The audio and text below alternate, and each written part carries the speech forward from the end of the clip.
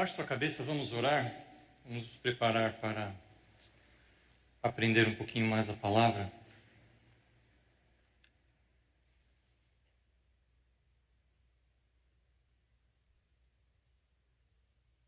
Ó Deus, obrigado pelo privilégio mais uma vez de recebermos uma porção da Tua palavra. Senhor, nós clamamos pela Tua presença no nosso meio. Que o Teu Espírito, ó Deus, ilumine o nosso pensamento, abra o nosso entendimento e faça cada um de nós compreender as Tuas verdades, contemplar, ó Deus, a beleza da Tua glória, que cada um de nós saia daqui mais edificado, mais fortalecido, conhecendo um pouco mais do Senhor, e que assim, ó Deus, o Senhor capacite a cada um de nós, através do conhecimento da Tua palavra, para sermos sal e luz no mundo que não Te conhece. Que possamos sair daqui, ó Deus, mais edificados, mais fortalecidos na fé. E que isso, Senhor, resulte em bênção para a vida de cada um de nós e glória para o Teu nome. Ó Deus, completa a nossa limitação, que seja a Tua voz, ó Deus, nesses momentos que estaremos aqui. É o que eu Te peço e Te agradeço, no nome de Jesus. Amém. Ok.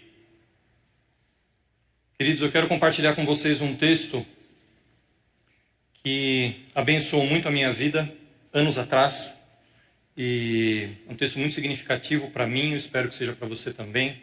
É um texto que está em 1 Coríntios, capítulo 1, os versos 22 a 23, que diz o seguinte: os judeus pedem sinais miraculosos e os gregos procuram sabedoria. Nós, porém, pregamos a Cristo crucificado, o qual, de fato, é escândalo para os judeus e loucura para os gentios.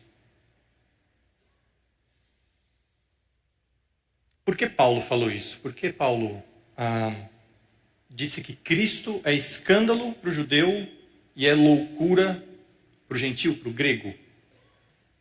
E nós vamos olhar aqui alguns versículos que nos ajudam a entender por que Paulo disse isso.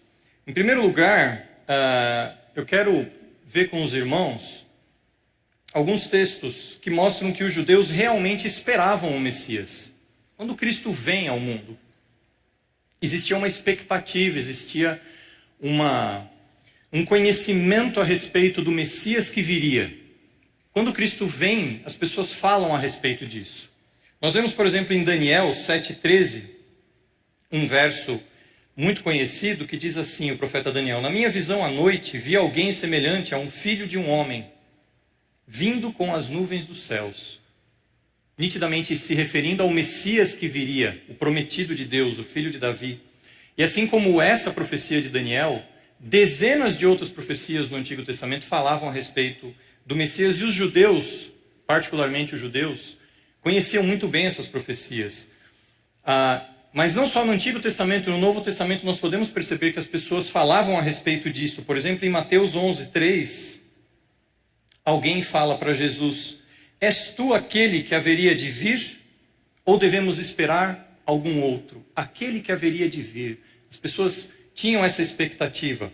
Em João 1:41 nós vemos também, quando Jesus está conhecendo os primeiros discípulos, diz assim em João 1:41, o primeiro que ele encontrou foi Simão, seu irmão, falando de André. Ele disse: achamos o Messias, isto é, o Cristo. Então esses versículos, tanto do Antigo como do Novo Testamento, falavam a respeito dessa expectativa dos judeus, a respeito da vinda do Messias. E quando Jesus vem, várias coisas ao longo da história de Jesus fazem Jesus parecer um candidato a esse posto de Messias. Nós vemos, por exemplo, em João capítulo 6, verso 14, escrito assim: depois de ver o sinal miraculoso que Jesus tinha realizado, o povo começou a dizer: sem dúvida, este é o profeta que devia vir ao mundo. As As pessoas começaram a ver os sinais que Jesus fazia, as palavras que Jesus dizia, e começaram a identificar nele um possível candidato àquele Messias prometido, o profeta. Em Mateus 21:9, nós lemos assim: a multidão que ia diante dele e os que seguiam gritavam: Hosana ao filho de Davi, bendito é o que vem em nome do Senhor, Hosana nas alturas. Esse talvez seja um momento de maior aclamação e maior reconhecimento de Jesus pelo povo, como um possível candidato realmente a Messias, essa entrada dele em Jerusalém. Então, todos esses versos, eles nos mostram que os judeus realmente esperavam o Messias e que Jesus talvez pudesse, de fato, ser esse Messias. As pessoas falavam a respeito disso. Porém, Paulo fala que Jesus, no final, se transformou num escândalo para os judeus, que é a primeira parte do verso de 1 Coríntios. E eu quero mostrar para vocês aqui, de um lado, o que os judeus esperavam do Messias, e do outro lado, o que Jesus de fato era, o que ele afirmava a respeito de si. E o que então fez com que ele se tornasse um escândalo para os judeus. De um lado, os judeus esperavam um homem. Nós vimos isso na profecia de Isaías 9:6. Esse é um texto bastante conhecido, que fala do Natal, não é? Porque um menino nos nasceu, um filho nos foi dado, e o governo está sobre os seus ombros. Um menino nos nasceu. E o próprio texto de Daniel, que nós lemos antes, Daniel 7, que fala filho de um homem. Então a expectativa do povo judeu era de que o Messias seria um homem. Por outro lado, Jesus, ele se igualava a Deus. Isso de fato escandalizava os judeus. Em João 5, 17 e 18 diz assim: disse-lhes Jesus: meu Pai continua trabalhando até hoje, e eu também estou trabalhando. Por essa razão, os judeus mais ainda queriam matá-lo, pois não somente estava violando o sábado, mas também estava até mesmo dizendo que Deus era o seu próprio Pai, igualando-se a Deus. Em João 10:30, Jesus vai mais longe ainda, ele diz: eu e o Pai somos um. Isso tornava Jesus de fato um escândalo para os judeus. Então os judeus esperavam um homem, mas Jesus se igualava a Deus. Os judeus esperavam um intercessor. Em Isaías 53:12, nós vemos o seguinte: por isso eu lhes darei uma porção entre os grandes, e ele dividirá os despojos com os fortes. Porquanto ele derramou sua vida até a morte e foi contado entre os transgressores. Pois ele carregou o pecado de muitos e intercedeu pelos transgressores. Esse texto fala uma porção de coisas, mas deixa claro que Jesus intercedeu, que o Messias intercederia pelos transgressores. Porém, Jesus ia muito mais longe do que isso, porque ele próprio perdoava pecados. Nós vemos isso em Marcos 2, 5 e 7, de 5 a 7, que diz assim: vendo a fé que eles tinham, Jesus disse ao paralítico: filho, seus pecados estão perdoados. Estavam sentados ali alguns mestres da lei, raciocinando em seu íntimo: por que esse homem fala assim? Está blasfemando. Quem pode perdoar pecados, a não ser somente Deus? Então, de um lado, os judeus esperavam um Messias intercessor, mas Jesus ia muito além disso, ele próprio perdoava pecados. Os judeus esperavam um ministro de adoração e serviço a Deus. Nós podemos ver um vislumbre disso em Lucas, na verdade capítulo 1, 68 a 75. Esse trecho é um trecho da oração que Zacarias faz quando Maria fica grávida. Ele diz o seguinte: louvado seja o Senhor, o Deus de Israel, porque visitou e redimiu o seu povo. Ele promoveu poderosa salvação para nós, da linhagem do servo de Davi, como falara pelos seus santos profetas na antiguidade, salvando-nos dos nossos inimigos. E mais adiante ele repete o juramento que fez ao nosso pai Abraão, resgatar-nos da mão dos nossos inimigos para servi-lo sem medo. Então existia uma cultura da expectativa judaica de que o Messias, ele seria um ministro de serviço a Deus. Mas Jesus, ele fazia mais do que isso, ele se fazia alvo do serviço. Em Lucas capítulo 12, nós vemos o seguinte: Jesus falando: estejam prontos para servir e conservem acesas as suas candeias, como aqueles que esperam seu Senhor voltar. Estejam também vocês preparados, porque o Filho do Homem virá numa hora em que não o esperam. falando de si mesmo. Feliz o servo a quem o seu Senhor encontrar fazendo assim quando voltar. Jesus se referindo a si mesmo como Filho do Homem e falando dos seus servos. Então, de um lado, a expectativa dos judeus de que o Messias seria um ministro, alguém que dirigiria o povo em direção ao serviço. E do outro lado, Jesus dizendo que ele mesmo era esse Senhor que seria servido. E todas essas coisas, então, a gente entende um pouquinho por que os judeus ficaram escandalizados, por que Jesus era um escândalo para os judeus. Porque a expectativa dos judeus não correspondia àquilo que Jesus referia de si mesmo. Portanto, Jesus era grande demais. Jesus era grande demais. E nós vemos isso em várias passagens. Você vai ver projetado aí muitos versículos onde Jesus toma para si prerrogativas que nitidamente só poderiam ser prerrogativas de Deus. Por exemplo, Jesus se identifica como noivo, como no Antigo Testamento muitas vezes Deus se referiu ao seu povo como a noiva, e ele como noivo. Jesus faz essa associação agora com ele próprio. Jesus se identifica como o Senhor dos anjos, como maior que Jacó, maior que Abraão e os profetas, maior que Moisés, maior que o templo. No final do ministério de Jesus, até os próprios discípulos realmente estão bastante confusos. Porque Jesus fala que onde estiverem 2 ou 3 reunidos no seu nome, ele estaria lá. Como pode um homem estar no meio de pessoas, em qualquer lugar onde elas estejam reunidas no nome dele? Jesus realmente era grande demais. Talvez o trecho que isso fique mais nítido para nós seja o texto de João 8. Fica muito claro o escândalo dos judeus com relação a essas afirmativas de Jesus. Jesus dizendo: asseguro-lhes que se alguém guardar a minha palavra, jamais verá a morte. Diante disso, os judeus exclamaram: agora sabemos que você está endemoninhado. Abraão morreu, bem como os profetas, mas você diz que se alguém guardar a sua palavra, nunca experimentará a morte. Você é maior que o nosso pai Abraão? Ele morreu, bem como os profetas. Quem você pensa que é? Respondeu Jesus: se glorifico a mim mesmo, a minha glória nada significa. Meu Pai, que vocês dizem ser o Deus de vocês, é quem me glorifica. Vocês não o conhecem, mas eu o conheço. Se eu dissesse que não conheço, seria mentiroso como vocês.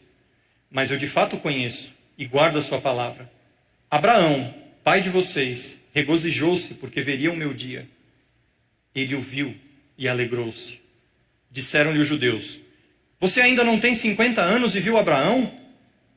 Respondeu Jesus: eu lhes afirmo que antes de Abraão nascer, eu sou. Então eles apanharam pedras para apedrejá-lo, mas Jesus escondeu-se e saiu do templo.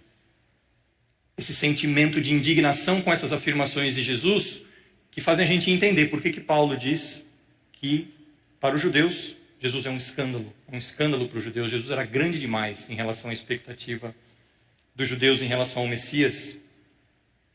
Mas há outros motivos porque Jesus era escândalo para os judeus, também relacionado às expectativas dos judeus.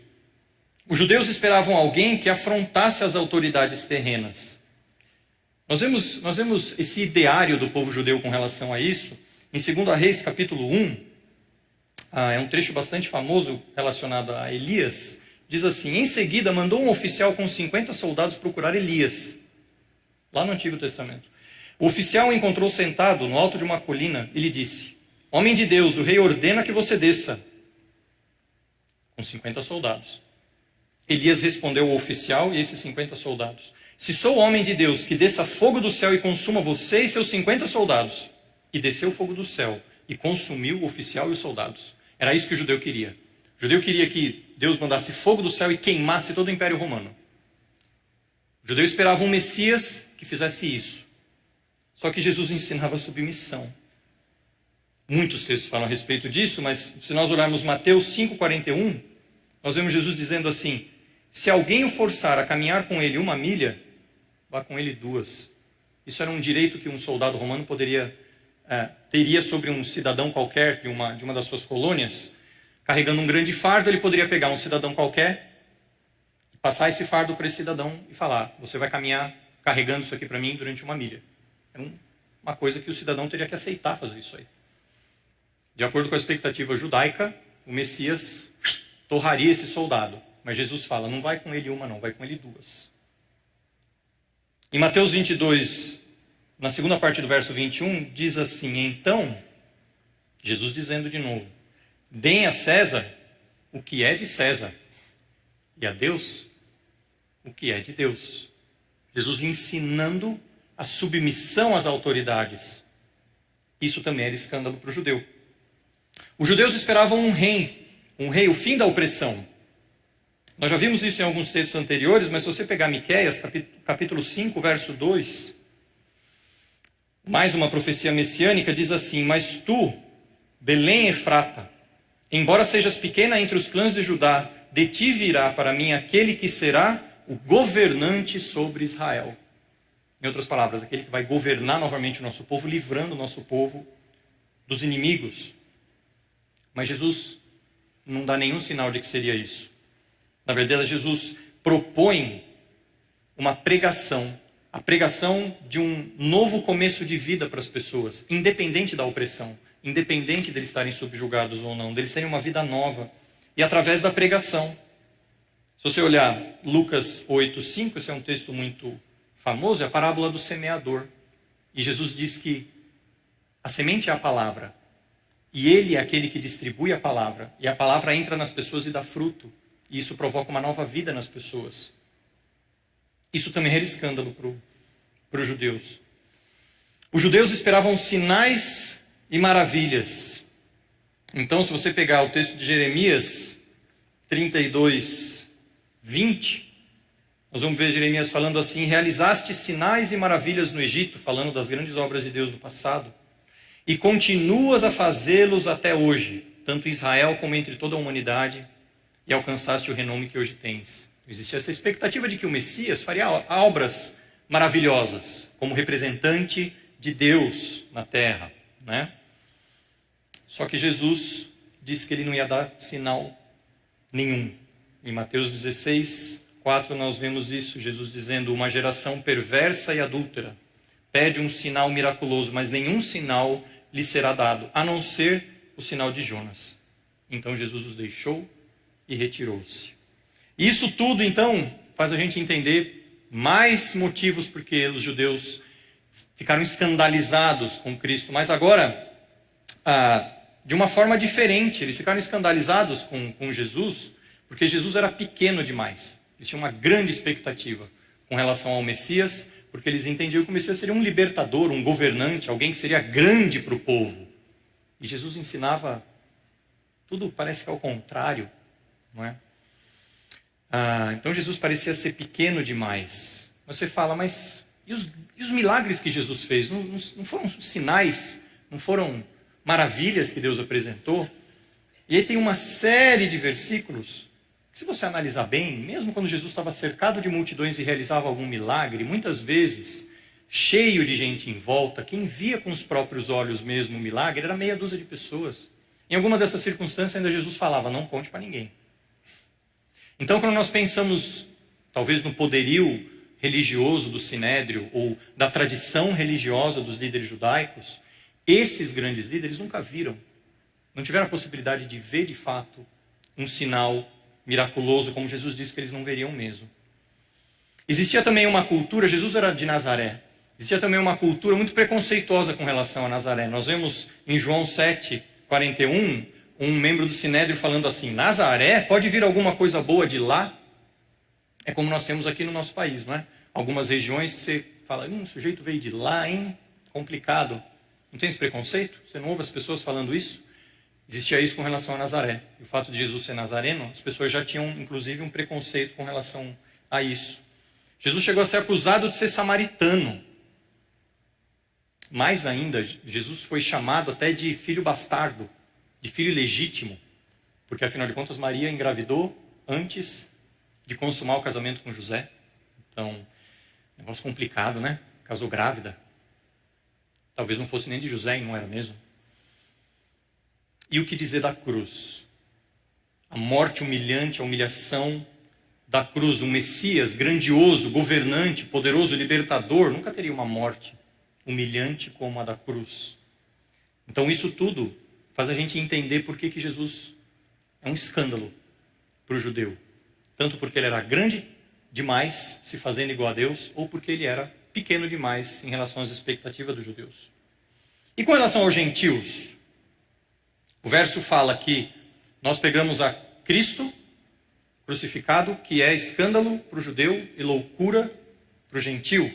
O gentio é o grego, é a representação aqui do que seria a cultura grega. Inclusive é muito forte nos nossos dias, nós ainda temos uma mentalidade muito, muito grega. E de um lado, então, nós temos a expectativa da cultura grega, do que seria um homem virtuoso, um líder, um sábio, uma pessoa de referência, de acordo com a cultura grega. E do outro lado, nós temos o que como Jesus se apresenta. A nobreza é uma característica de um homem virtuoso, sábio. Porém, Jesus se identifica com a servidão. Em Mateus 23:11, ele fala: o maior entre vocês deverá ser servo. Um homem sábio, virtuoso, de acordo com a cultura grega, ele teria o orgulho como uma marca de um homem de destaque, digno de homenagens, aquele que senta nos primeiros lugares. Mas Jesus sempre foi discreto e ele pregou, ele ensinou a respeito da discrição. Em Mateus 6, os versos 2 e 3, dizem assim: mas quando você der esmola, que a sua mão esquerda não saiba o que está fazendo a direita. Também com relação ao orgulho, esse homem virtuoso, de acordo com a cultura grega, ele não deveria aceitar a ajuda de ninguém. É um homem que se garante, é um homem autônomo. Isso se entendia porque um homem que aceita a ajuda dos outros, ele se sentiria em dívida com aquele outro. Então um homem sábio, um homem virtuoso, não deveria ter dívida com ninguém. Então ele não deveria aceitar a ajuda de ninguém. Só que nós vemos em Lucas 8:3 que Jesus, inclusive, era sustentado por mulheres no seu ministério. Esse homem, esse estereótipo que a gente vê nos filmes às vezes, né? Aqueles gregos com toga, cheio de discípulos, andando, é um homem que desdenha um povo, é um homem que não anda com o povão. Não precisa nem dizer que Jesus estava sempre cercado de pessoas. Né? Um homem que evita o ímpio, ele não se mistura, ele não suja as mãos.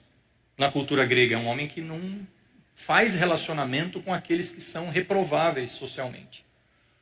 Nós vemos em várias passagens, por exemplo, em Lucas 19:5, que na verdade Jesus ele vai buscar o ímpio. Em 19:5 nós vemos ele buscando Zaqueu. Em Mateus 9, nós vemos ele se jantando com muitos pecadores e publicanos. Nós vemos Jesus se movendo em direção a pecadores e se aproximando e buscando o tempo todo. Isso é absolutamente antagônico ao que se esperava de um homem virtuoso do ponto de vista grego. Com relação à autocontemplação, hoje nós temos até hoje isso, né? A questão de você olhar e buscar o melhor de si no seu coração. Siga o seu coração, encontre o melhor dentro de você, aquilo que você é. Isso é muito grego, isso é muito da cultura grega.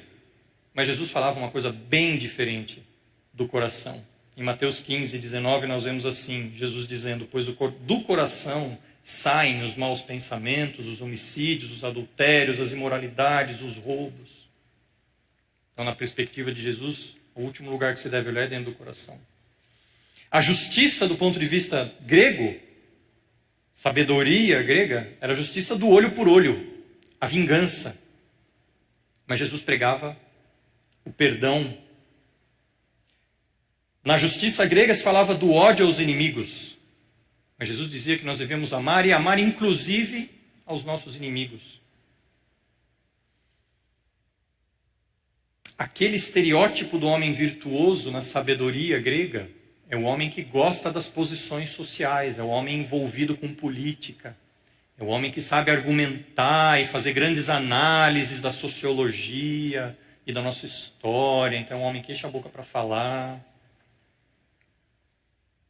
Mas Jesus, de novo, falava que aquele que entre vocês, se quiser ser reconhecido por alguma coisa, começa servindo. Seja reconhecido porque você serve. um homem virtuoso de acordo com a cultura grega, ele deveria ser inabalável, talvez até insensível. E nós vemos na Bíblia, em João 11, que Jesus chorou. Ele se compadece, ele move o espírito. E é claro que o homem virtuoso, sábio, o ícone da cultura grega, talvez personalizado nos heróis da mitologia grega, sempre tinha que ter uma morte gloriosa. Uma morte que apontava para a grandeza dele. Jesus morre numa cruz, humilhado, nu, abandonado pelos discípulos, desacreditado, no meio de ladrões. Então o gentio olha isso, olha essa história, olha essa pessoa, olha esse currículo. Isso é uma loucura. Porque na ótica do grego, o grego que busca sabedoria, desfrutar a vida no seu máximo buscando sabedoria, ele olha para Jesus e fala, isso é antítese de toda e qualquer sabedoria, isso é loucura. Então, nós entendemos por que Paulo fala no texto de 1 Coríntios, que os judeus pedem sinais miraculosos e os gregos procuram sabedoria. Nós, porém, pregamos a Cristo crucificado, o qual de fato é escândalo para o judeu e loucura para o gentio. Mas sabe, Jesus tem uma pergunta para mim e para você. Em Lucas 9:20, ele fala, e vocês? O que dizem? Quem vocês dizem que eu sou? Porque talvez seja fácil para nós, né? O judeu não sou eu. Para o judeu Jesus é escândalo. E para o gentio, ele é loucura. Não, mas eu não sou gentio. Então, isso não tem a ver comigo. É interessante como que Jesus aborda os próprios discípulos que andam com ele com essa pergunta, e é uma pergunta que eu e você precisamos receber também. Quem vocês dizem que eu sou? Talvez para muitos de nós, em muitas circunstâncias, em minha vida mesmo, eu preciso reconhecer que às vezes Jesus parece grande demais. Quando que isso acontece? Quando nós não cremos na sua soberania. Nós não cremos na sua soberania tantas vezes, né? Por exemplo, quando eu digo, esse problema não tem solução. Ou talvez quando eu digo, ela nunca vai mudar mesmo. Talvez você já tenha dito alguma vez, não posso contar com mais ninguém. Estou sozinho. Ou talvez tenho que fazer tudo, do contrário as coisas não vão acontecer. Já viu gente assim? Trabalho dia e noite para garantir meu futuro. E aí eu me justifico, né? Por que eu me entrego para esses ídolos? Quando nós dizemos isso, quando você diz isso, quando eu digo isso no meu coração, às vezes que só em pensamento, é a incredulidade com a qual eu preciso lutar de não enxergar Jesus na grandeza da sua soberania. E talvez eu esteja lá, fazendo exatamente a mesma coisa que o judeu fez 2000 anos atrás. Não entendo a grandeza de Jesus, não absorvo isso para a minha vida e coloco isso em prática na minha vida, ou talvez preciso lutar com a minha incredulidade para crer mais nessa soberania de Jesus. E também o contrário. Talvez, em muitos momentos, Jesus pareça pequeno demais. E aí nós estamos lutando se nós cremos de fato na suficiência de Cristo. Cristo é suficiente para mim. Quando que talvez isso aconteça? Quando você diz, ou quando eu digo assim, estou frustrado por não ter, e aí você completa. Estou frustrado por não ter a família que eu queria. Estou frustrado por não ter o emprego que eu queria. Estou frustrado por não ter o namorado que eu queria. Estou frustrado por não ter o dinheiro, o carro, a saúde. Põe o que você quiser aí. Se isso é suficiente para frustrar você, talvez isso nunca tenha saído da sua boca, mas se isso passou pela sua cabeça, tenha certeza, você está lutando com a incredulidade na suficiência de Cristo. E na sua vida, Cristo tem sido pequeno demais. Então nós precisamos aprender mais da grandeza, da suficiência de Cristo. Ou quando alguém fala para você, você está passando por uma dificuldade, alguém fala para você assim, não aceite essa situação. Você não pode aceitar esse negócio. É mesmo. Ou Deus não me escuta. Eu oro tanto, eu vou na igreja, eu faço tudo certinho, mas Deus não me escuta. Ou então alguém fala para você assim, você precisa de uma oração forte e sal grosso.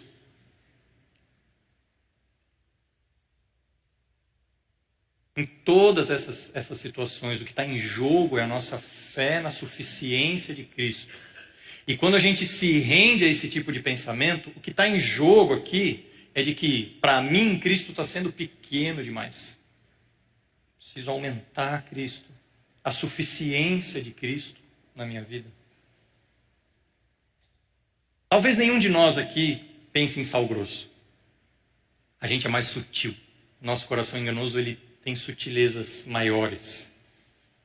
Talvez eu e você manifestemos essa nossa incredulidade na suficiência de Cristo quando a gente louva a Deus, a gente canta, a gente fica entusiasmado, a gente vai para a igreja, a gente compartilha, só no momento da bênção. Enquanto tudo vai bem, você louva, você agradece, você tem palavras que edificam. Aí quando as coisas começam a dar, entre aspas, errado na sua vida, as coisas não saem do jeito que você queria, do jeito que eu tinha planejado, aí eu não louvo mais, aí eu não dou mais o dízimo, aí eu fico chateadinho com Deus. Neste momento que está acontecendo no meu coração, eu estou fazendo Jesus pequeno demais. Um pregador diz assim, a respeito da teologia da prosperidade, não é? Existem vários graus de teologia da prosperidade. A teologia da prosperidade que fala dinheiro, dinheiro, dinheiro, dinheiro, dinheiro, mas uma teologia da prosperidade, num outro extremo mais light, que fala de bem-estar. Quero bem-estar, quero ter saúde, quero ter segurança, quero ter uma boa casa, vida estável. Isso também é teologia da prosperidade. Então, quando isso aqui acontece na minha vida, eu estou feliz e estou satisfeito. Quando isso não acontece, eu fico triste com Deus. E aí esse pregador ele fala o seguinte, o que mais Deus precisa fazer para que você fique satisfeito? Deus morreu por você. Isso não basta? Isso não é suficiente para você? Essa é uma pergunta que eu e você precisamos fazer no nosso coração, porque senão o nosso dia a dia vai demonstrar isso. As pessoas vão olhar para nós e vão falar, esse Cristo que esse sujeito aí fala é pequeno demais. É muito pequeno. Pode passar o próximo para nós lá, João? Então esse versículo não é um versículo de 1 Coríntios que fala só do povo judeu, fala só do grego, do gentio, ele fala de nós. E o centro desse versículo é que os judeus eles esperam sinais e maravilhas, os gregos buscam sabedoria, mas nós pregamos Cristo, crucificado. Passa o próximo, João, faz favor. E aí nós vemos a segunda parte, o que Paulo fala em seguida, é isso que nós precisamos ouvir. Essa é a solução para a gente colocar as coisas na perspectiva correta. Mas os que foram chamados, para os que foram chamados tanto judeus como gregos, eu e você, Cristo é o poder de Deus e a sabedoria de Deus. Porque a loucura de Deus é mais sábia que a sabedoria humana. E a fraqueza de Deus é mais forte que a força do homem. O que eu e você precisamos para lutar com essa nossa incredulidade, fazendo na nossa vida ou Cristo pequeno demais, ou fazendo com que ele pareça inatingível demais, é isso. Cristo é o poder de Deus e a sabedoria de Deus. Ele é o poder de Deus porque ele é suficiente para mim. Ele é suficiente para alcançar a minha vida e me resgatar do mundo de trevas e me colocar no reino da luz. E isso para mim me basta. Isso para mim é suficiente. E quanto mais eu me alimentar disso, maior Cristo vai aparecer na minha vida. E é isso que Cristo veio fazer. veio salvar pecadores. Então que na minha vida e na sua vida, Cristo possa ser soberano, possa ser suficiente. Que isso que Paulo falou do judeu e do gentil não aconteça na minha vida, não aconteça na sua vida. E que nós não escandalizemos outros, que nós, se nós vamos parecer loucos, que nós sejamos loucos, porque nós pegamos o poder de Deus. E é poder de Deus para transformar vidas, para alcançar vidas. E que isso seja uma realidade na minha vida e na sua também. Baixe sua cabeça, vamos orar mais uma vez. Gaste um minuto com Deus, meditando nessa verdade. Esse versículo fala que nós pregamos a Cristo crucificado, que é escândalo para o judeu e loucura para o gentil. Reconheça no seu coração, tantas vezes talvez, que Cristo tem sido isso, tem sido talvez um escândalo. Talvez você esteja buscando muitos sinais, maravilhas, tenha ficado decepcionado com Cristo. Ou a vida cristã tantas vezes não faz sentido, e aí você se sente como o grego, o gentil, buscando só entender, você quer entender, você quer ter todas as respostas, e Cristo também não é suficiente para você ali. Coloque isso diante de Deus. Ó Deus, obrigado pelo privilégio de termos recebido uma pequena porção da Tua palavra mais uma vez nessa noite. Obrigado porque pudemos vislumbrar uma amostra, Deus, de quem o Senhor é. E pudemos ter os nossos corações confrontados com a nossa própria incredulidade, ó Deus. Tantas vezes temos expectativas com relação ao Senhor, expectativas que muitas vezes não são alcançadas, porque são expectativas que nascem de um coração enganoso. Tantas vezes a nossa incredulidade tem feito o Senhor parecer tão pequeno, tão insuficiente. Outras vezes a nossa incredulidade, o inimigo, o mundo tem tentado nos convencer de que essa sua grandeza na verdade não passa de um mito, de uma loucura, uma história sem sentido, inventada para ser uma muleta nas nossas vidas. Tantos argumentos, ó Deus, que a sabedoria humana tem tentado produzir para desviar a nossa atenção do Senhor. Tantos enganos que o nosso coração tem produzido, tentando nos distrair da Tua soberania, da Tua suficiência, tentando nos fazer alimentar de coisas que não satisfazem. E tantos, ó Deus, tantos têm sido escandalizados, têm sido feridos por uma mensagem que não é o Teu Evangelho. Ó Deus, que não seja assim conosco. Que nós possamos contemplar o Senhor na beleza de quem o Senhor é, na Tua grandeza, na Tua soberania, na Tua suficiência.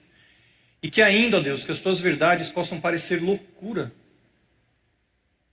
para a nossa mente, que pela fé nós possamos crer mais na loucura do Senhor do que na sabedoria do mundo.